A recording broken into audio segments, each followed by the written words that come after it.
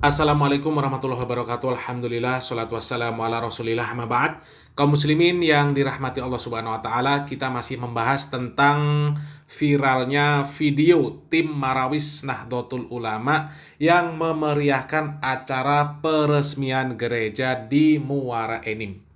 Bagi umat Islam yang memiliki pemahaman akidah yang benar, akidah yang baik, tentu kejadian tersebut adalah sangat-sangat bertentangan dengan akidah yang benar. Bertentangan dengan makna syahadat la ilaha illallah, yang maknanya kita harus menafikan atau mengingkari adanya Tuhan, adanya ilah yang berhak diibadahi kecuali Allah saja. Tapi dengan ikut merayakan peresmian gereja, artinya sudah tidak ada pengingkaran. Sudah ridho dengan adanya ilah, adanya Tuhan yang disembah selain Allah. Jadi mereka ini, orang-orang yang mengaku beragama Islam, yang ikut memeriahkan, ikut merayakan peresmian gereja tersebut, itu adalah orang-orang yang akidahnya sudah rusak. Kali ini kita akan menyimak dan mengomentari video seorang pendeta yang membahas tentang peresmian gereja di Muara Enim tersebut. Dan perlu difahami oleh semuanya bahwa komentar kami terhadap pendeta ini bukan bentuk mencampuri urusan agama pendeta ini. Ini murni usaha untuk meluruskan pemahaman-pemahaman agama orang-orang Islam yang mereka sudah tersesat di dalam memaknai toleransi. Karena di dalam video ini, pendeta ini juga mengomentari sikap orang-orang Islam yang kontra, yang menyayangkan kejadian tim Marawis Nahdlatul Ulama yang ikut merayakan peresmian gereja tersebut. Ya, kita langsung saja simak video dari pendeta tersebut. Moderasi beragama di Indonesia sekarang ini bukan lagi sekedar program pemerintah melalui Kementerian Agama, melainkan sudah menjadi kebutuhan masyarakat Indonesia untuk membangun toleransi antar umat beragama. Ini tidak mudah. Dibutuhkan kesabaran dan kebesaran hati untuk kita bisa sama-sama berada pada titik temu antar umat beragama, baik dalam pemikiran maupun dalam perilaku.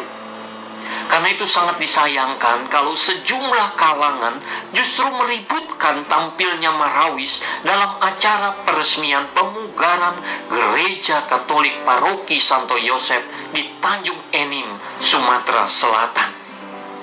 Peresmian dilakukan oleh PLT Bupati Muara Enim, Ahmad Usmarwi Kafa, pada hari Rabu 19 Juli 2023.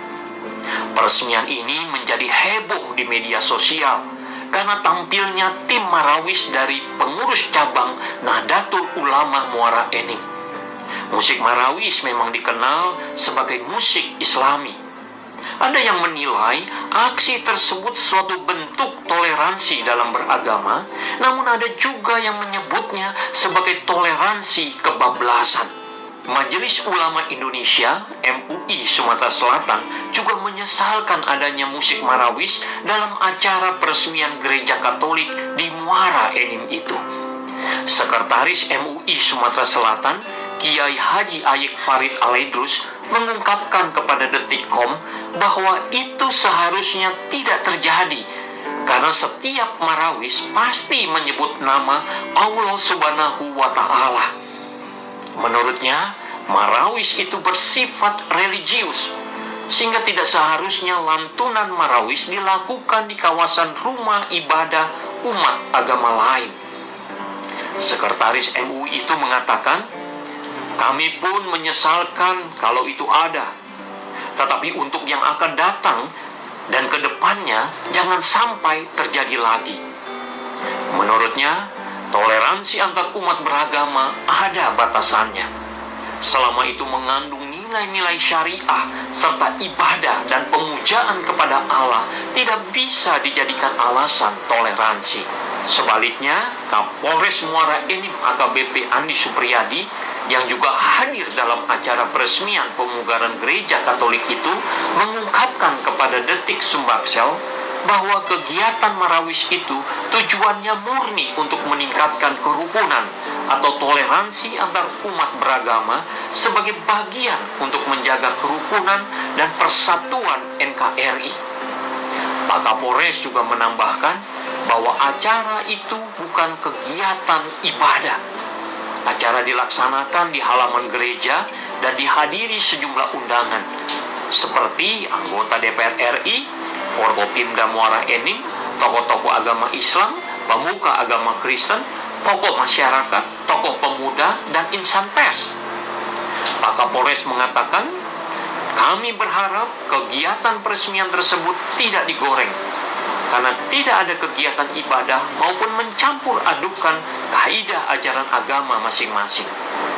Marilah kita menjadi bagian yang menjaga dan memperkokoh kerukunan antar umat beragama, Bhinneka Tunggal Ika. Inilah akibat terlalu bermudah-mudahan di dalam beragama kaum muslimin.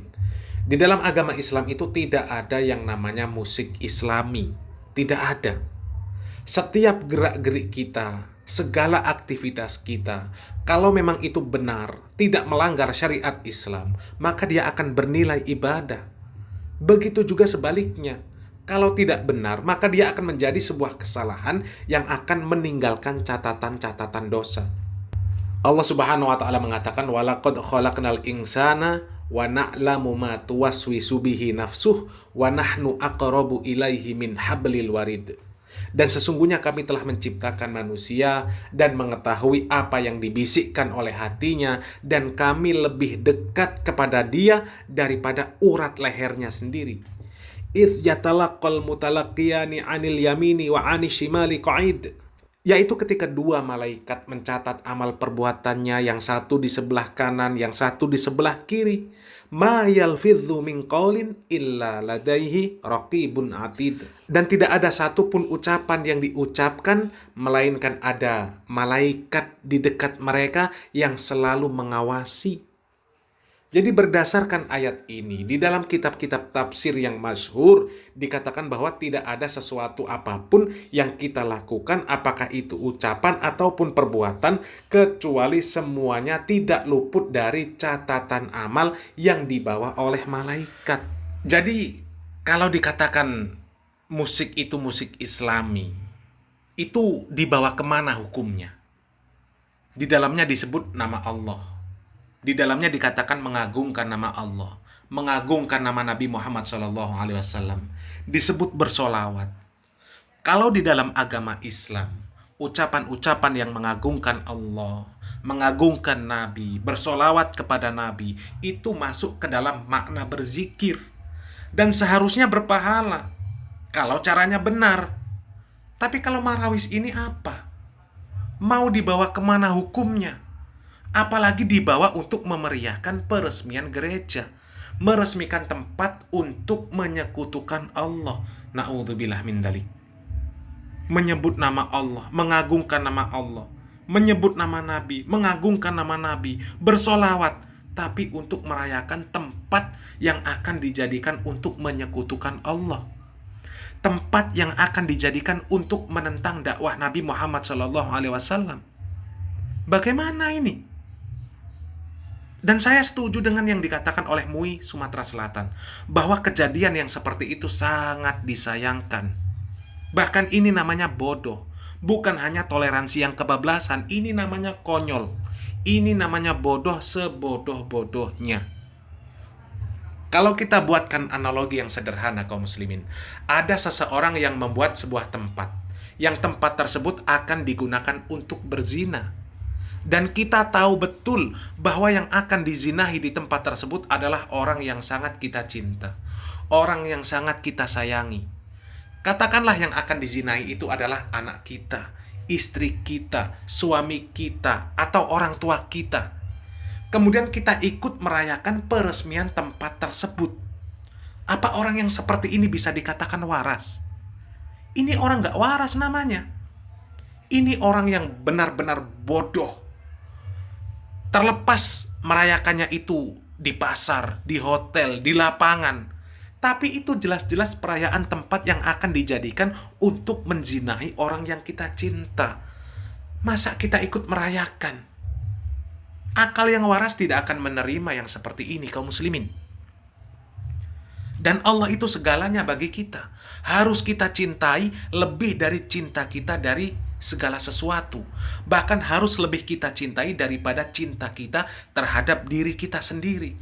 Seandainya Allah meminta nyawa kita, kita wajib untuk memberikan. Kita sudah berikrar, inna solati wa nusuki wa mahyaya wa mamati lillahi rabbil alamin. Itu bukan sekedar ucapan di lisan, tapi harus diyakini di dalam hati dan harus kita laksanakan ketika memang itu dibutuhkan. Jadi sudah sangat-sangat jauh kesesatan orang yang memaknai toleransi itu dengan ikut memeriahkan peresmian gereja. Sudah sangat jauh kesesatannya. Ini benar-benar toleransi atau moderasi yang salah kaprah, yang sesat dan menyesatkan. Ini namanya sudah masuk ke dalam perangkap orang-orang kafir. Orang-orang kafir itu sejak zaman Nabi Muhammad SAW, mereka selalu berusaha untuk mengajak Nabi supaya Nabi itu bertoleransi kepada mereka. Coba baca surat Al-Kafirun, tafsir surat Al-Kafirun. Baca asbabun nuzulnya. Bagaimana mereka menawarkan kepada Nabi Muhammad SAW supaya Nabi berhenti mendakwahkan tauhid, berhenti menyerukan bahwa tidak ada ilah selain Allah, bahwasanya yang disembah selain Allah itu adalah batil dan harus ditinggalkan. Nabi ditawari harta oleh mereka, ditawari wanita, ditawari kedudukan, supaya Nabi meninggalkan dakwah tauhid. Ketika Nabi menolak, mereka tidak menyerah. Mereka kemudian berusaha menawarkan supaya hidup rukun dan damai kepada orang kafir. Nabi ditawarkan untuk bergantian saja menyembah Tuhannya, supaya tidak saling menyalahkan. Orang kafir menyembah Allah 1 tahun, Nabi diminta menyembah Tuhan orang kafir 1 tahun. Nabi menolak. Allah melarang. Orang kafir itu rela melakukan apapun dengan alasan toleransi. Menyembah Allah pun mereka siap, mereka mau, asal Nabi mau juga menyembah berhala mereka. Asal Nabi mau bergantian menyembah Tuhannya. Ya. Kalau kita orang muslim tidak. Kalau urusan dunia, kita bisa saling membantu, saling toleransi, saling bergantian. Pagi ini kita memberikan makan kepada mereka, besoknya mereka memberikan makanan kepada kita, tidak masalah. Tapi untuk urusan agama tidak. Urusan agama mereka biar mereka, urusan agama kita tidak ada tawar-menawar, tidak ada toleransi di dalam beragama. Ini baru ditawari kedamaian NKRI. Baru ditawari kedamaian NKRI, sudah mau merayakan peresmian gereja. Padahal kedamaian yang mereka janjikan, kedamaian isapan jempol belaka. Padahal kalau mereka orang-orang kafir ini jumlahnya sudah mayoritas, dan kita orang yang muslim ini minoritas, maka alamatnya jelas, kaum muslimin. Lihat negara-negara yang mereka mayoritas kafir, bagaimana nasib saudara muslim kita di sana. Ya, renungkan.